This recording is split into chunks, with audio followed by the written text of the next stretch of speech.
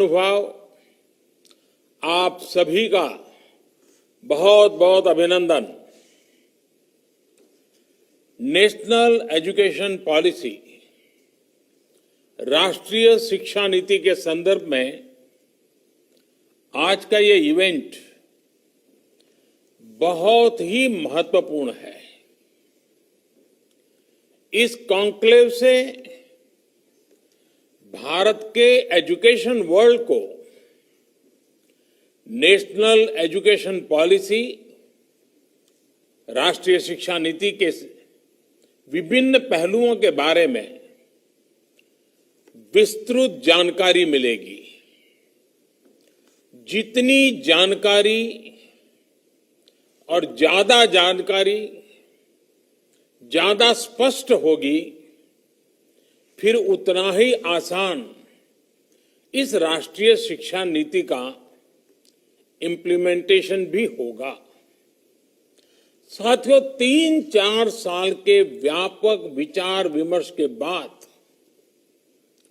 लाखों सुझावों पर लंबे मंथन के बाद राष्ट्रीय शिक्षा नीति को स्वीकृत किया गया है। आज देश भर में इसकी व्यापक चर्चा हो रही है। अलग अलग क्षेत्र के लोग, अलग अलग विचारधाराओं के लोग अपने व्यूज दे रहे हैं, राष्ट्रीय शिक्षा नीति को रिव्यू कर रहे हैं। ये एक हेल्दी डिबेट है। ये जितनी ज्यादा होगी, उतना ही लाभ देश की शिक्षा व्यवस्था को मिलेगा। ये भी खुशी की बात है कि राष्ट्रीय शिक्षा नीति आने के बाद देश के किसी भी क्षेत्र से, किसी भी वर्ग से ये बात नहीं उठी कि इसमें किसी तरह का बायस है या किसी एक तरफा कोई झुकाव है।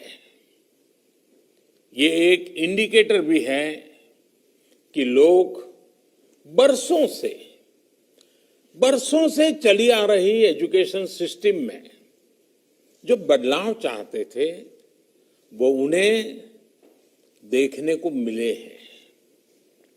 वैसे कुछ लोगों के मन में ये सवाल आना बहुत स्वाभाविक है कि इतना बड़ा रिफॉर्म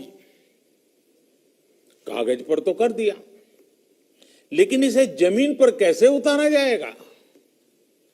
यानी अब सबकी निगाहें इसके इम्प्लीमेंटेशन की तरफ है। इस चैलेंज को देखते हुए व्यवस्थाओं को बनाने में जहां कहीं कुछ सुधार की आवश्यकता है, वह हमें सबको मिलकर के करना है और करना ही है। आप सभी राष्ट्रीय शिक्षा नीति के इम्प्लीमेंटेशन में और उस काम में सीधे तौर पर जुड़े हैं और इसलिए आप सबकी भूमिका बहुत ज्यादा है, बहुत अहम है।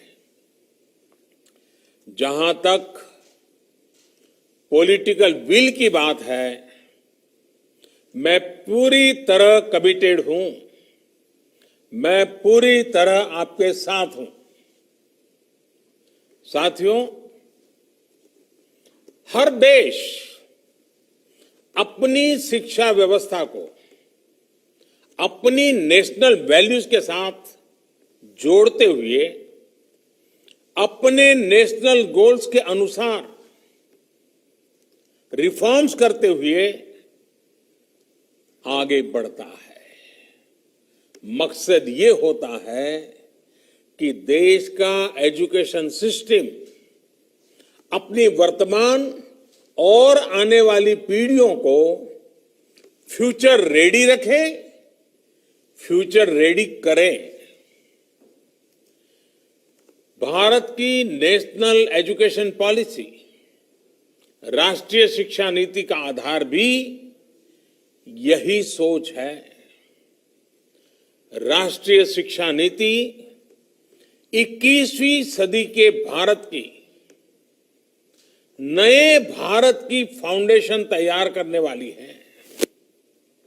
21वीं सदी के भारत को हमारे युवाओं और हमारे युवाओं को जिस तरह की एजुकेशन की जरूरत है, जैसी स्किल्स चाहिए, राष्ट्रीय शिक्षा नीति पर इन बातों पर विशेष फोकस है। भारत को ताकतवर बनाने के लिए, विकास की नई ऊंचाई पर पहुंचाने के लिए भारत के नागरिकों को और सशक्त करने के लिए उन्हें ज्यादा से ज्यादा अवसरों के उपयुक्त बनाने के लिए इस एजुकेशन पॉलिसी में खास जोर दिया गया है। जब भारत का स्टूडेंट, चाहे वो नर्सरी में हो या फिर कॉलेज में साइंटिफिक तरीके से पढ़ेगा, तेजी से बदलते हुए समय और तेजी से बदलती जरूरतों के हिसाब से पढ़ेगा, तो वो नेशन बिल्डिंग में कंस्ट्रक्टिव भूमिका निभा पाएगा।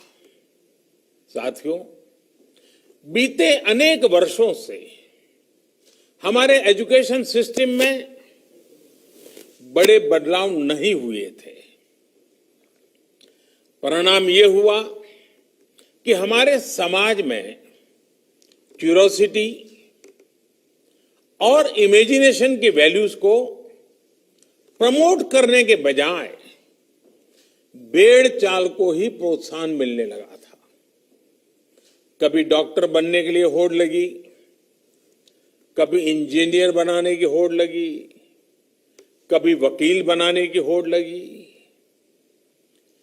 इंटरेस्ट, एबिलिटी और डिमांड की मैपिंग किए बिना होड़ लगाने की प्रवृत्ति से एजुकेशन को बाहर निकालना जरूरी था। हमारे स्टूडेंट्स में, हमारे युवाओं में क्रिटिकल थिंकिंग और इनोवेटिव थिंकिंग विकसित कैसे हो सकती है, जब तक हमारी शिक्षा में पैशन ना हो, फिलॉसफी ऑफ एजुकेशन ना हो, पर्पज ऑफ एजुकेशन ना हो।